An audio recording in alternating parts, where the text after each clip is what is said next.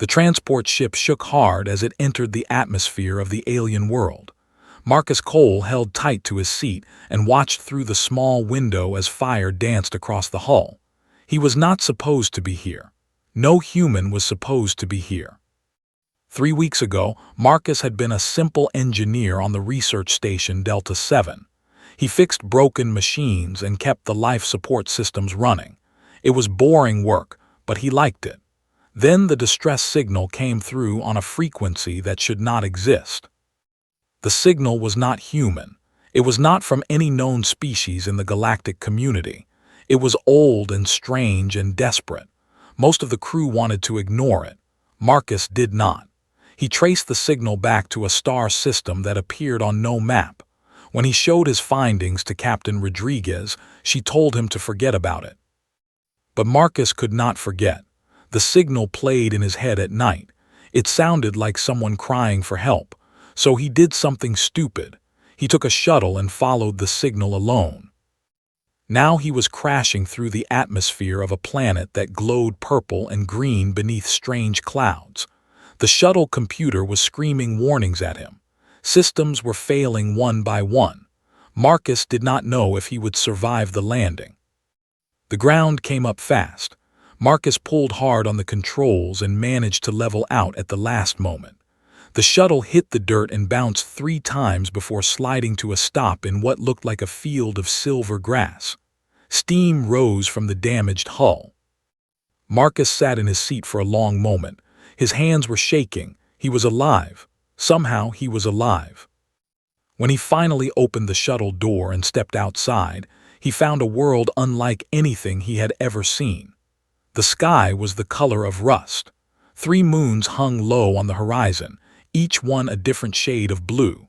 The silver grass stretched in all directions, and in the distance he could see towers that seemed to grow from the ground like trees. The air smelled sweet and strange. Marcus checked his scanner. The atmosphere was breathable. He took off his helmet and breathed deep. The air filled his lungs and made him feel light and awake. Then he heard the sounds of battle. Marcus turned toward the noise. Beyond a ridge of silver hills, he could see flashes of light and hear explosions. Someone was fighting nearby. His first thought was to hide in his shuttle and wait. His second thought was that someone might need help. He grabbed the emergency kit from the shuttle and ran toward the fight. What he found on the other side of the ridge stopped him cold. There were creatures fighting down below. They were unlike anything in his wildest dreams. On one side were beings that looked like insects made of crystal. They moved fast and shot beams of light from their hands. On the other side were monsters that looked like shadows given form. They had too many arms and teeth that dripped with dark liquid. The crystal insects were losing. There were too many shadow monsters. As Marcus watched, the shadow creatures tore through the crystal beings one by one. The crystals shattered when they died, sending rainbow light in all directions. At the center of the battle was a creature that Marcus knew must be important. She was taller than the others and made of crystal that glowed with inner fire. She fought with 2 weapons that looked like swords made of pure light. Around her, a small group of crystal warriors formed a protective circle, but the circle was shrinking as more of them fell. Marcus did not think about what he was doing. He just acted. He pulled the flare gun from his emergency kit and fired it into the air above the shadow monsters. The red light burned bright against the rust-colored sky. The shadow creatures stopped. They turned their many eyes toward Marcus. For a terrible moment, everything was still. Then Marcus did something even more stupid. He ran down the hill toward the battle, waving his arms and shouting at the top of his lungs. He did not have a weapon that could hurt these things. He did not have armor or shields. He was just a human engineer making as much noise as he could. The shadow monsters seemed confused. They had never seen anything like him before. They pulled back from their attack and gathered together, watching him with hungry eyes. The tall crystal woman used this moment well. She shouted something in a language Marcus did not understand, and her remaining warriors formed up around her. They began to retreat toward the towers in the distance. The shadow monsters did not let them go easily. They chased after the crystal beings, but Marcus kept getting in their way. He threw rocks. He shouted.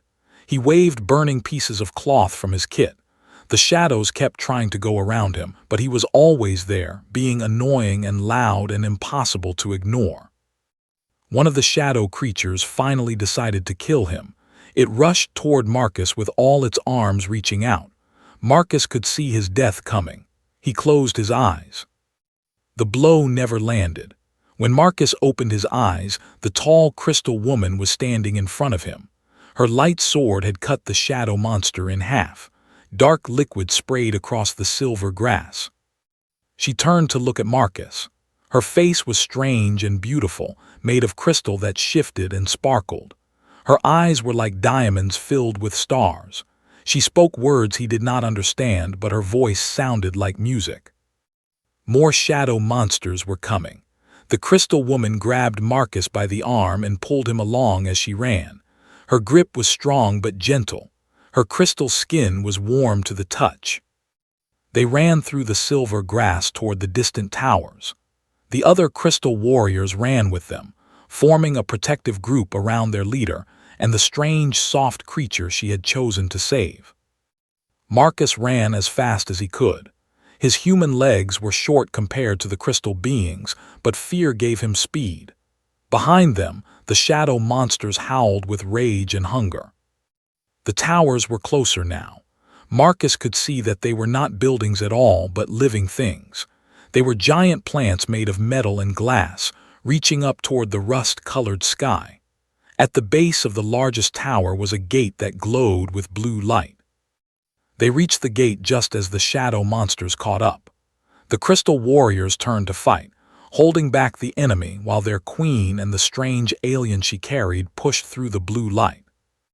Marcus felt the gate wash over him like warm water. Then he was inside the city, and the sounds of battle faded away. He fell to his knees on smooth stone floors and tried to catch his breath. The crystal woman stood over him. Other crystal beings gathered around, looking at Marcus with fear and wonder in their star-filled eyes. They had never seen a human before. They had never seen anything like him. The queen knelt down beside Marcus and touched his face with gentle crystal fingers. She spoke again, and this time Marcus heard words forming in his head, like the signal that had brought him here. "Who are you? Where do you come from? Why did you help us?" Marcus looked up at her beautiful alien face and said the only thing that made sense. "I heard you calling. I came to help." The crystal queen stared at him for a long moment. Then she smiled, and her smile was like the sun rising over a new world. The kingdom of the crystalline was dying. Queen Elindra had watched her people fall one by one over many cycles. The shadow plague had come from the deep places of the world, and it consumed everything it touched.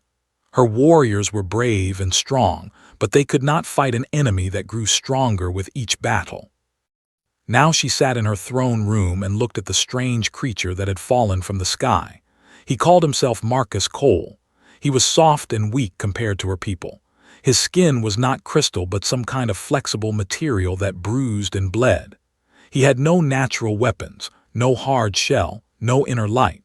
By all measures, he should be the weakest creature she had ever seen. But he had done something no one else had done. He had surprised the shadow plague. He had confused them long enough for her people to escape. In all the cycles of war, no one had ever made the shadow creatures pause. This soft alien had done it by simply being strange. Marcus sat on a bench made of living crystal and ate the food that her servants brought him. He seemed to enjoy it, though he had trouble with some of the harder pieces. His teeth were not made for crushing crystal fruit. "Tell me about your people," Elindra said through the mind link.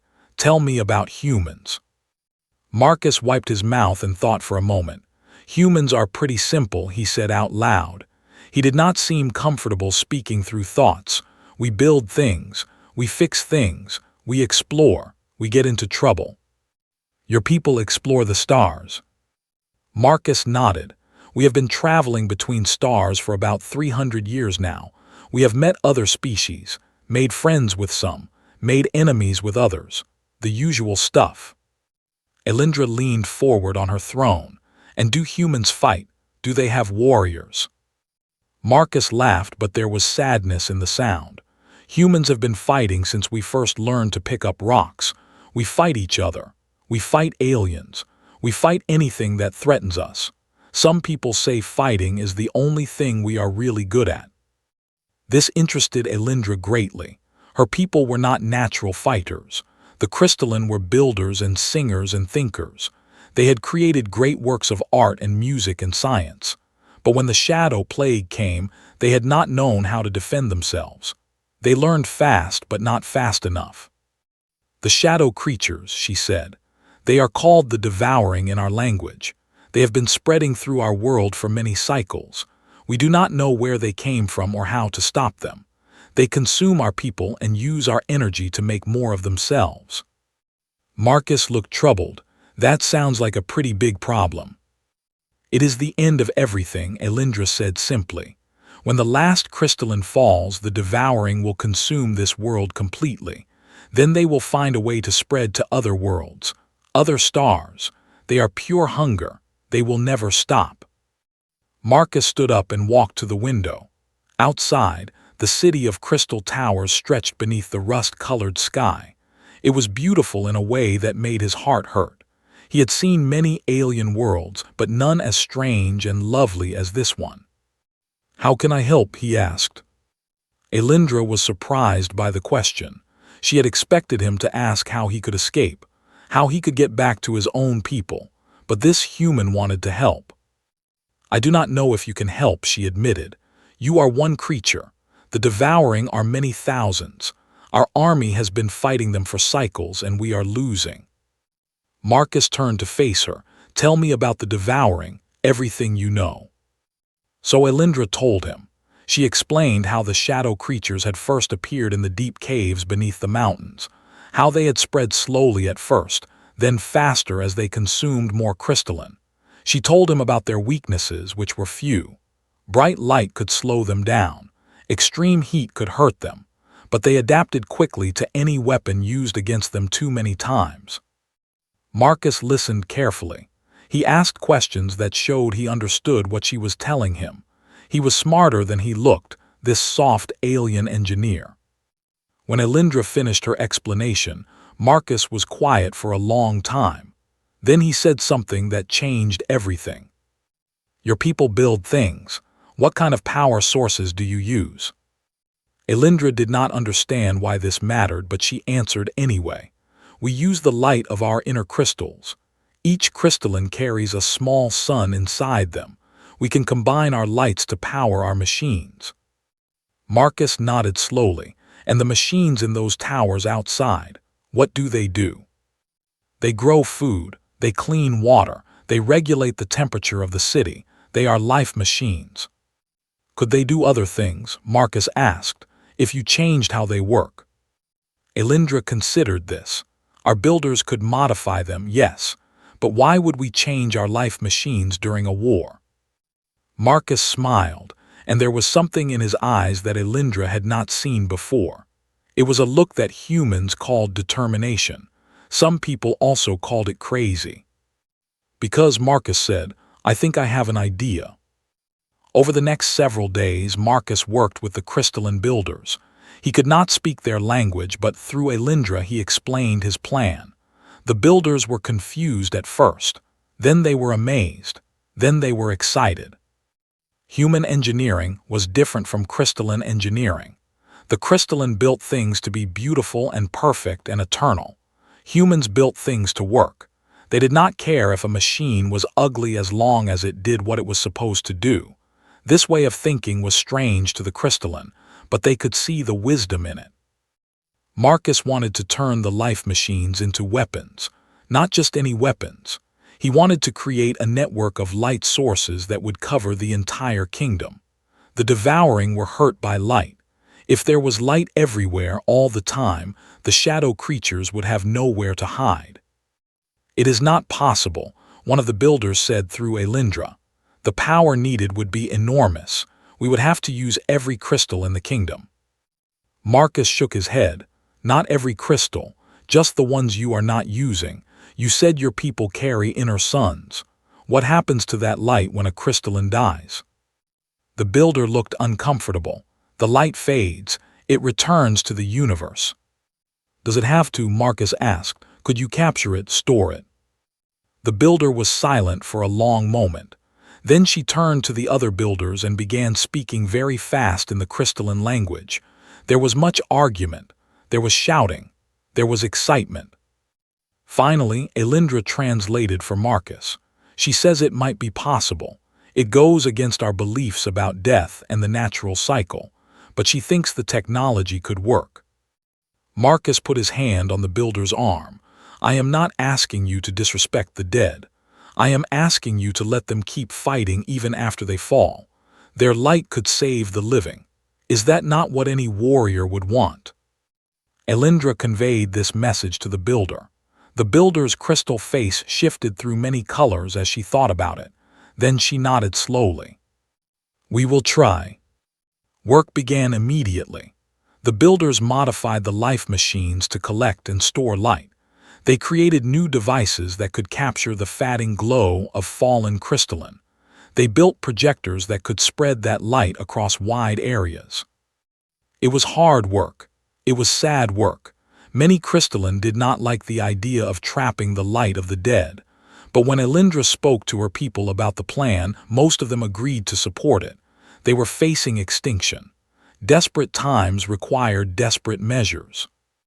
Marcus worked alongside the builders every day. He was not as smart as them. He did not understand their advanced technology, but he knew how to solve problems. He knew how to look at a machine and see what could be done differently. The crystalline had been building things the same way for thousands of cycles. Marcus helped them see new possibilities. During this time, Marcus and Elindra spent many hours together. She was fascinated by humans. She wanted to know everything about his species. Marcus told her about Earth, the world where humans first evolved. He told her about the wars they had fought and the peace they had built. He told her about human art and music and food. Elindra listened to every word. She had never met anyone like Marcus. He was not the strongest creature. He was not the smartest. But he had something that she admired deeply. He refused to give up. No matter how bad things looked, he kept trying to find a solution. Why do you help us? She asked one evening as they watched the 3 moons rise. You could be trying to repair your ship. You could be trying to go home. Marcus thought about this for a while before answering. Back home, I was just an engineer on a small station. I fixed things that broke. I lived a quiet life, but I was never happy. I always felt like I was waiting for something, like there was something important I was supposed to do. And you think that something is here? Elindra asked. Marcus looked at her with warm eyes. I heard your signal and I came. Maybe it was fate. Maybe it was just luck. But I am here now and your people need help. How could I walk away from that? Elindra moved closer to him. In the Crystal Kingdom, she said, there is a belief that all beings are connected by light. When 2 souls meet, their lights touch and become part of each other forever. She reached out and placed her crystal hand over his human heart.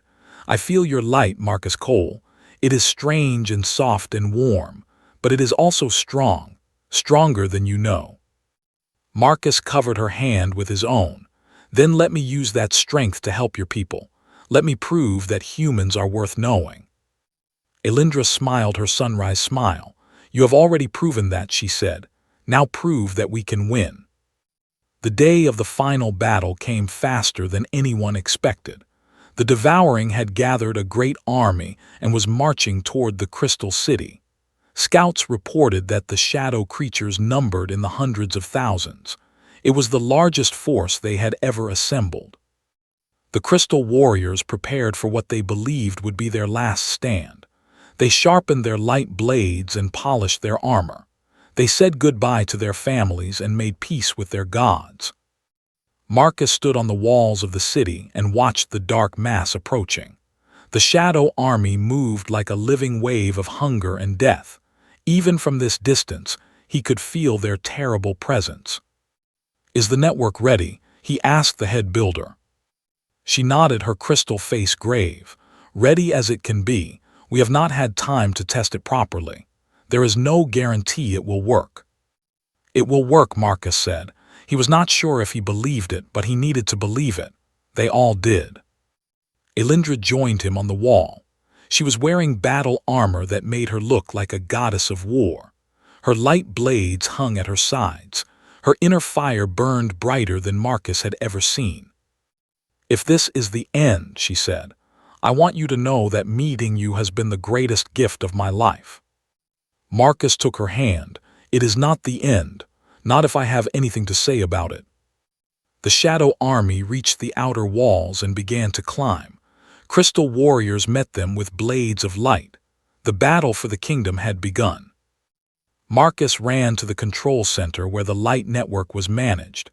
Builders and engineers worked frantically, watching screens and adjusting settings. The network was a new technology, untested and dangerous.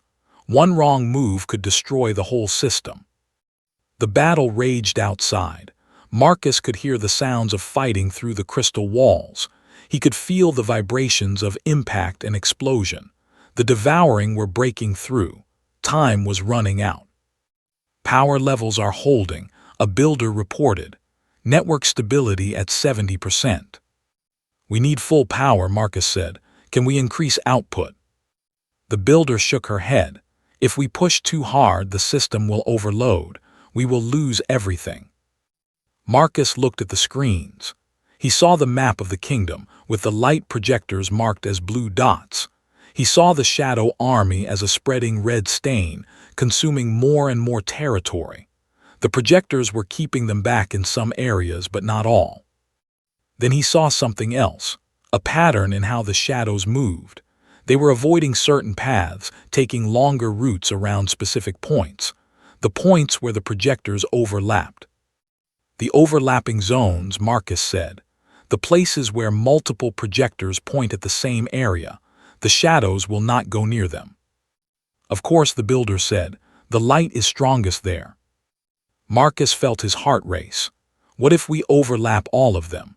What if we point every projector at the center of the kingdom and create one massive zone of light? "That would leave the outer areas unprotected," the builder said. "The outer areas are already lost," Marcus replied. "The shadows are inside the walls. We need to protect the people at the center, pull them all back and create a light shield around them." The builder looked uncertain. She glanced at the other engineers. They exchanged worried looks. "Do it," came Elindra's voice through the communication system. "Trust the human." The builders went to work. Projectors all across the kingdom began to turn, redirecting their beams toward the center of the city. At the same time, runners were sent to gather all the crystalline into the protected zone. It was chaos, it was desperate, it was the only chance they had. Marcus watched the screens as the overlapping zone grew larger and brighter. The shadows pushed in from all sides, filling the areas left dark by the redirected projectors. But they could not enter the zone of combined light. They pressed against it like water against a dam, but they could not break through. "It is working," the builder whispered. She sounded like she could not believe it. "It is actually working." Marcus let out a breath he did not know he was holding. "Now we need more light," he said. "Everything we have, every bit of stored energy, pour it all in." The builders activated the reserves. The light that had been collected from fallen crystalline flowed into the network. The zone of protection grew brighter and stronger. The shadows screamed in pain and rage as the light pushed them back. But it was not enough. The shadow army was too big. They surrounded the zone completely, waiting for the power to run out. It was a siege now. The crystalline were protected, but they were trapped. "How long can we hold?" Marcus asked. The builder checked her readings. "A few days, maybe a week. Then the stored light will be gone." Marcus looked at the map. There had to be another way. There had to be something he was missing. Then he saw it. At the very edge of the kingdom, far from the city, was his crashed shuttle. The Shadow Army had not touched it. They probably did not know what it was. And inside that shuttle was a nuclear fusion reactor. Marcus turned to Elindra, who had just entered the control room. "Your Majesty," he said, "I need to get to my ship." "That is suicide," she said. "The shadows control everything between here and there." Marcus met her star-filled eyes. "It is the only way. My ship has a power source that could fuel your network for years, but I have to get there to activate it. I cannot let you go alone. You cannot come with me. Your people need their queen." Elindra stepped close to him. She placed her crystal hands on either side of his face. "If you die out there, part of me will die with you." "Then I will not die," Marcus said. "I will come back, I promise." Elindra kissed him then. It was a strange kiss between a being of crystal and a being of flesh, but it was real and warm and full of light. When they separated, Marcus turned to the builders. "Open a hole in the light shield, just for a moment, just big enough for me to slip through." The builders looked at their queen. She nodded. They opened the hole. Marcus ran into the darkness. Running through shadow-filled streets was the hardest thing Marcus had ever done. He could not see more than a few feet in any direction. The darkness seemed to have weight, pressing down on him from all sides. He could hear the devouring moving around him, searching for him. He had only one weapon, a small flashlight from his emergency kit. It was barely bright enough to read by, but it was enough to keep the shadows at arm's length. Marcus ran and ran. He knew the way to his shuttle from studying the maps, left at the broken fountain, right at the fallen tower, straight through the silver fields until he reached the ridge. The devouring chased him. They were faster than him. They were everywhere, but they could not touch him as long as he held the light. They snapped at his heels and whispered terrible things in his mind, but he kept running. The shuttle appeared out of the darkness like a miracle. It was damaged and dirty, but it was still intact. Marcus threw open the door and scrambled inside. He sealed the hatch just as shadow claws scraped against the hull. Inside the shuttle, Marcus went to work. The fusion reactor was still functional. It had been designed to power a ship for years of deep space travel. It could power the light network forever. But there was a problem. The reactor could not be removed from the shuttle. It was too big and too integrated with the ship systems. Marcus would have to bring the shuttle to the network. The ship could not fly. Half the engines were destroyed in the crash, but Marcus was an engineer. Fixing broken machines was what he did. He worked through the night. Outside, the devouring scratched and pounded at the hull, trying to find a way in. The shuttle's lights kept them back, but Marcus knew the batteries would not last forever. By morning, he had done the impossible. He had gotten one engine working. It was not pretty. It probably violated a dozen safety regulations, but it would fly. Marcus strapped himself in and powered up the engine. The shuttle shook and groaned. Warning lights flashed everywhere, but slowly, painfully, the ship rose into the air. The devouring screamed with rage as their prey escaped. They reached up with shadow arms, trying to pull the shuttle back down, but Marcus pushed the engine to full power, and the ship broke free of their grasp. He flew low and fast toward the Crystal City.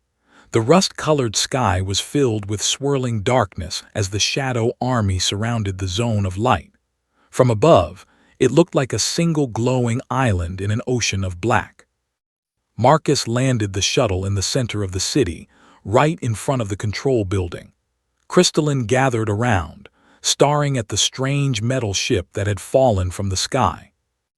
Elindra was there to meet him as he stumbled out of the shuttle. She caught him in her arms and held him tight. "You came back," she said. "You promised and you came back." "I always keep my promises," Marcus said, but his voice was weak.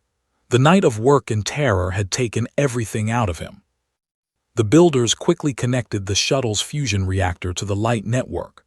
Power flowed through the system like blood through veins. The zone of protection expanded rapidly, pushing the shadows back and back and back. The devouring could not adapt fast enough. The light was too strong, too constant, too everywhere. They tried to hide in caves and tunnels, but the light followed them. They tried to attack the projectors, but the crystalline warriors defended them with renewed strength. By the end of the day, the Shadow Army was in full retreat. By the end of the week, they had been pushed to the edges of the kingdom. By the end of the month, they were gone. The Crystal Kingdom was saved. 1 year had passed since the defeat of the devouring. The kingdom was healing. Buildings that had been damaged were being repaired. Fields that had been darkened were growing bright again. The crystalline people were learning to live without fear for the first time in many cycles. Marcus Cole had become a legend. Stories were told about the soft alien who had fallen from the sky and saved them all. Children played games where they pretended to be the human who ran through darkness with only a tiny light to protect him. Artists created beautiful crystal sculptures showing Marcus standing beside Queen Elindra, united in friendship and something more. The friendship had indeed become something more. In the year since the victory, Marcus and Elindra had grown closer than either of them had imagined possible. She had taught him about crystalline culture, their art and music and beliefs about the universe. He had taught her about humans, their strange habits and their endless capacity for both creation and destruction. They were different in almost every way. She was made of crystal and light. He was made of flesh and blood. She was a queen who had ruled for centuries. He was a simple engineer who still sometimes forgot which fork to use at formal dinners. But they understood each other in a way that went beyond species or culture or time.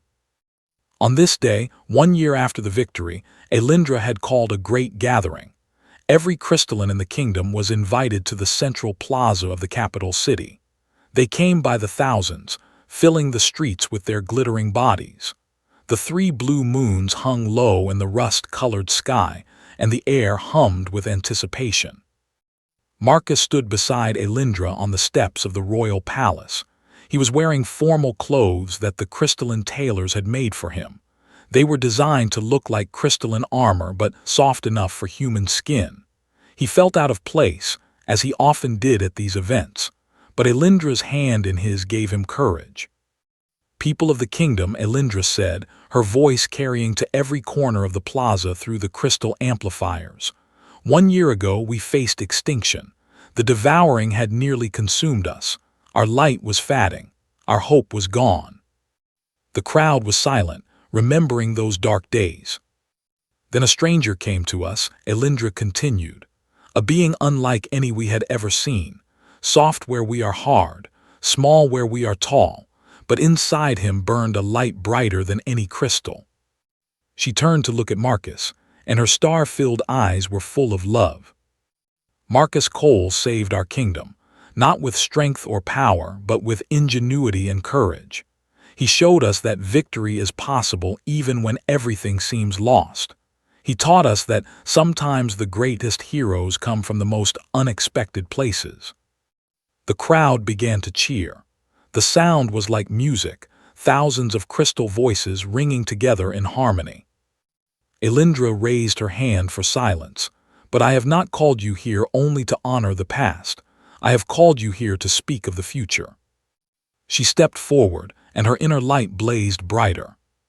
"For centuries our kingdom has stood alone. We have had no allies among the stars. We have faced our enemies with only our own strength. But now I believe it is time for a change." Marcus felt his heart beat faster. He did not know what Elindra was about to say. "I have communicated with the human government," Elindra announced. "Through the communication devices on Marcus's ship, we have made contact with his people. They know what happened here. They know what Marcus did." There was murmuring in the crowd. The crystalline had known that Marcus came from another world, but most had not thought about what that meant for the future. "The humans have offered friendship," Elindra said. "They wish to learn from us and teach us in return. They wish to exchange knowledge and culture. They wish to stand with us as partners among the stars." The murmuring grew louder. Some voices sounded excited, others sounded worried. "And I have decided," Elindra continued, her voice rising above the noise, "that the time has come to accept their offer. Not just as allies, not just as friends, but as family." She turned to Marcus and took both his hands in hers. "Marcus Cole," she said, and her voice was soft now, meant only for him but carried by the amplifiers to every ear. "You came to us a stranger and became our savior. You came alone and gave us hope. You are a human, and yet you are also one of us." Marcus could barely breathe. He knew what was coming, and he could hardly believe it. "I am asking you now, before all my people, before all the stars that shine above us, to join with me. Not just as a friend or an advisor, but as a partner in all things. I am asking you to rule beside me as my eternal companion." She paused, and her next words echoed across the plaza like a promise made to the universe itself. "I am proposing an eternal alliance, between human and crystalline, between you and me, between everything we are and everything we can become together." The crowd held its breath. Marcus felt tears forming in his eyes, human tears on an alien world. He thought about his old life on the research station, the boring work and empty days, the feeling that he was waiting for something important. He had found that something. He had found her. "Yes," he said. "Yes, I will join with you. Yes, I accept the alliance. Yes to everything." Elindra pulled him close and kissed him again, there in front of all her people. The crowd exploded in cheers. Crystal voices rang out in celebration. Light danced across every surface as the crystalline expressed their joy. When the kiss ended, Elindra turned to face her people, still holding Marcus's hand. "Today we begin a new era," she declared. "An era of partnership between worlds. An era where we face the universe not alone, but together. Let it be known across all the stars that the crystalline kingdom and the human people are now and forever allies. Let it be known that what we build together will shine brighter than any light before." The celebration lasted for days. There was music and dancing and feasting. Crystalline and human traditions mixed together in ways that were strange and wonderful. Marcus taught the crystalline how to play poker, and they taught him how to sing with light. Neither species was very good at the other's activity, but the trying brought them together. During the celebration, ships began to arrive from human space. Word had spread quickly about what had happened on the crystal world. Scientists wanted to study the kingdom. Diplomats wanted to establish formal relations. Artists wanted to see the beauty of the towers. Engineers wanted to understand the technology. Marcus greeted each ship as it landed. He introduced the visitors to his new people and helped smooth over the inevitable misunderstandings. Humans and crystalline were very different, but they were also similar in the ways that mattered. Both species valued family. Both wanted to build a better future. Both were curious about the universe and their place in it. As the years passed, the alliance grew stronger. Humans helped the crystalline explore beyond their world for the first time. The crystalline shared their knowledge of light and energy with human scientists. Together, they discovered things that neither species could have found alone. The story of Marcus Cole became famous throughout human space. He was the engineer who had answered a distress signal and saved an entire civilization. He was the man who had married an alien queen and become the bridge between two peoples. Children on Earth grew up hearing about his adventures, and many of them dreamed of following in his footsteps. But for Marcus himself, the fame meant nothing compared to what he had found. He had found a purpose. He had found a home. He had found love in the most unexpected place in the universe. One evening, many years after the Eternal Alliance was formed, Marcus and Elindra stood together on the balcony of the royal palace. The 3 blue moons were rising, and the crystal city sparkled below them. Their children, strange and beautiful hybrid beings that no one could have imagined, played in the gardens beneath them. "Do you ever regret it?"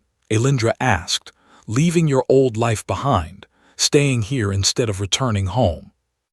Marcus smiled and put his arm around her crystal waist. I am home, he said. I have been home since the moment I heard your signal calling me across the stars. Elindra leaned her head against his shoulder, and I have been complete since the moment you answered. They stood together in silence, watching the moons rise over their kingdom. Two species from different worlds, joined together by courage and love and an eternal alliance that would reshape the galaxy. Far above them, the stars twinkled with possibility, and somewhere out there, perhaps another signal was waiting to be heard. Another world was waiting to be discovered. Another alliance was waiting to be formed. Because that was what humans did. They explored, they built, they connected. They turned strangers into family and enemies into friends. They reached out their hands to the universe and said, "Hello, we are here. Let us work together." And sometimes, just sometimes, the universe reached back.